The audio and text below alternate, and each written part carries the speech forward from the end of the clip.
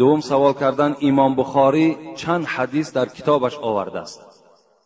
امام مسلم چند حدیث در کتابش آورده است و سال تولدشان را می گفتید. امام بخاری که اصل نامش حضرت محمد است، محمد ابن اسماعیل، میگوید که من از بین 600,000 حدیث این امام بخاری میگوید که من 600,000 حدیث جمع کردم از پیغمبر و از بین اینها 7257 حدیث در کتاب صحیح بخاری وجود دارد و همین 7257 حدیث از بس که میگوید یعنی یک تکرار باز شدگی هستند، یعنی یک حدیث 2 بار 3 بار هم در این کتاب که آمدگی هست، از این خاطر حدیث های تازه به تکرارش 4000 هست.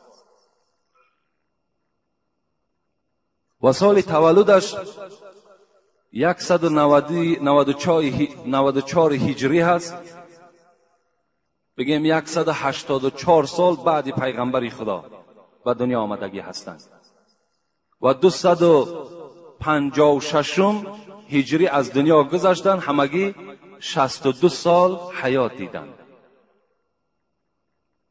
در قصه ها می آید که همین باید ما و شما افتخار کنیم که این صحیح بخاری این بعد قرآن کتاب معتبرترین در روی دنیا به شمار می رود و این از اولادهای ما و شما هست، از بخارا، محمد ابن اسماعیل. پدرشان هم آدمی با تقوا بودند، مادرشان هم آدمی با تقوا بودند. یکی از دوستان پدرش حکایت میکرد در همین کتاب امام بخاری که وقتی در حالت سکرات مرگ بود پدرش اسماعیل، من خبرگیری رفتم و به سوی من گفت ای حجر، گفت حجر بودن این کس، اینقدر حیاتی که من دیدم، گفت قسم به خدا، گفت 1 درهم حرام در خانه من وارد شدگی نیست، 1 درهم حرام در خانه من وارد شدگی نیست. گفت و فرزندهاشم بسیار الکی خود همین فرزند محمد ابن اسماعیل خود گواهی میدهد که از چگونه اولاد البته به دنیا می آید. این از حساب لقمه حلال این فرزند به دنیا آمدگی هست. میگه در خردیش وقتی که این محمد تولد شد پدرشون از دنیا گذشتند.